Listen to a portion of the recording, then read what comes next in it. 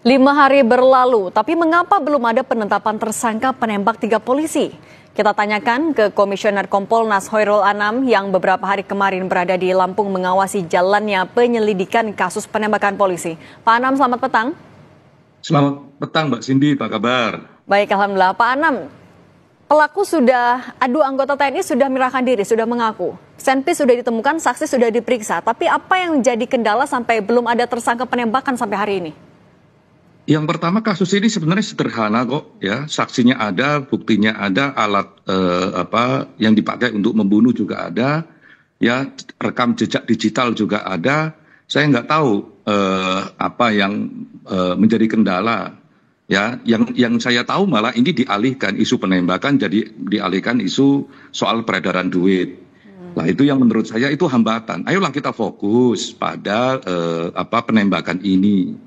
Nah, kalau ada soal duit dan lain sebagainya, seperti komitmen dari Pak Kapolda yang kemarin juga bertemu dengan kami, akan ditindak tegas kok, gitu loh. Dan kalau ada orang yang punya informasi itu enggan datang ke polisi, datang ke Kompolnas, akan kami bantu. Akan kami pastikan polisi juga bekerja secara profesional untuk itu. Tapi jadi Pak jangan Anam, dialihkan lah. Jadi tapi kalau soal tadi ada dugaan juga soal aliran dana dan lain-lain, tapi itu apakah bisa diselidiki bersamaan sebenarnya atau ya memang harus penembakannya dulu? Enggak, ini upaya misleading saya kira ya dari pelaku penembak ini untuk mengulur-ngulur waktu gitu. Yang kami tahu, yang sekarang sedang kami dalami, di saat ini tim saya sedang bekerja untuk dalami itu. Ya, jadi upaya untuk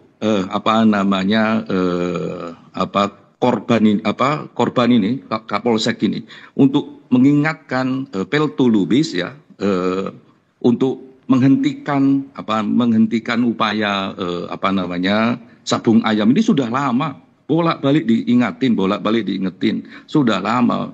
Lah ketika diingetin gitu ya, mereka berusaha untuk nyogok dan tegas katanya ditolak. Awalnya kami nggak percaya, masa ditolak, tapi ketika dicek misalnya rumahnya sangat sederhana, begitu berbeda jauh dengan rumah-rumah yang ada di beberapa titik di lokasi situ yang ternyata masih berhubungan dengan 2 oknum ini gitu.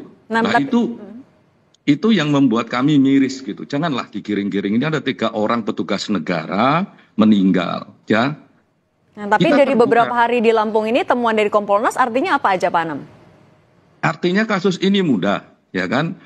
Banyak saksi yang melihat bahwa 2 orang itu ada di tempat. Bahkan sebelumnya sudah berkoar-koar mengundang semua orang untuk datang di acara seperti itu. Dan peristiwa perjudian dan sabung ayam ini tidak hanya tanggal 17, sebelumnya juga ada. Dan upaya dari Polsek untuk meminta supaya itu tidak diselenggarakan, dibubarkan jauh-jauh hari.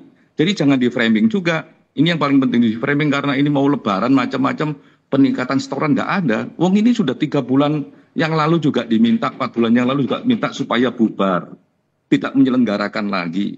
Nah, tekanan dari masyarakat juga gede. Makanya ketika ini diumumkan terbuka, ya kan, masyarakat juga minta supaya polisi menindak tegas. Yang turun bukan Polsek, tapi yang turun Polres bersama-sama Polsek. Nah, Pak Anam, itu. Kalau Anda tadi meyakini sebenarnya ini adalah upaya misleading, tapi kan dilakukan investigasi gabungan juga, joint investigation. Apakah artinya ini akan bisa efektif juga untuk membuka kasusnya? Enggak, yang sederhana ini joint investigation atau informasi sepihak, gitu loh. Masalahnya begini, kalau itu dari pengakuan 2 pelaku itu, apakah disampaikan kepada tim joint ini, ada polisi, ada TNI, ataukah cuma sendirian kepada teman-teman POM? Nah, itu kan enggak fair. Kalau kayak begitu kan namanya bukan joint team. Kalau joint team ya bersama-sama. Satu. Yang kedua ya diukur, diuji.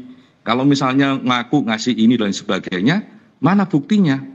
Mana ada transaksi enggak? Ada macam-macam enggak? Nah, kalau enggak, misalnya begini juga. Mereka berupaya untuk nyuap misalnya ya, menyuap polsek yang enggak mau. Ya itu penyuapan. Jadi bisa tidak hanya kena penembakan, tapi juga bisa kena penyuapan. Nah, fakta yang ditemukan oleh Kompolnas apa saja beberapa hari kemarin? Yang jelas ya, banyak orang yang bisa melihat secara langsung siapa pelakunya dan membawa senjatanya apa, karakternya apa. Karena ternyata ya momen itu bukan gelap, bukan petang, tapi masih terang benderang walaupun jam 5 sore. Karena kami punya videonya. terang benderang. Jadi kita melihat 10 jarak 10 meter juga iya. Nah, itu. Yang kedua, penembak ini memang mentarget Pak Kapolsek, mentarget petugas-petugas kepolisian yang lain. Karena memang dia berbeda. Mereka petugas ini berbeda dengan peserta perjudian dan sabung ayam. Makanya mereka ditembak dengan jarak yang cukup dekat. Karena mereka ini sedang menghalau, petugas-petugas ini sedang menghalau orang yang keluar. Menghalau petugas-petugas, menghalau mereka yang berjudi ini mau kabur dan sebagainya. Nah, ketika mereka jaraknya jauh ditembak. Lah, yang paling penting begini, kami juga temukan dan meyakini bahwa senjatanya adalah senjata pabrikan, bukan rakitan. Yang selama ini beredar kan kesannya kan senjata rakitan, enggak. Senjatanya adalah senjata pabrikan. FOM ini, kenapa kami meyakini ini? Sederhana, ada proyektil peluru yang ada dalam tubuhnya Pak Kapolsek itu memiliki sidik jari balistik, sehingga dalam dunia balistik nggak ada perdebatan, ya itu adalah keluar dari senjata pabrikan, nggak mungkin senjata rakitan. Jadi ayo kita fokus pada penegakan ini, dan tantangannya nih joint team ini, masa sudah hampir 1 minggu belum ada tersangka, faktanya jelas. Gitu loh, unsurnya jelas, peristiwanya jelas, saksinya jelas, apa masalahnya? Ayo kita kembali fokus lagi ke soal ini. Jangan sampai kredibilitas penegakan hukum ini ya hanya untuk menetapkan tersangka aja sanksikan sama banyak orang. Dan ayolah kita bekerja secara ilmiah. Dan jadi transparansi itu juga yang jadi catatan. Pak Anam, terima kasih banyak sudah berbagi di Kompas Petang. Komisioner Kompolnas, terima kasih, sehat selalu.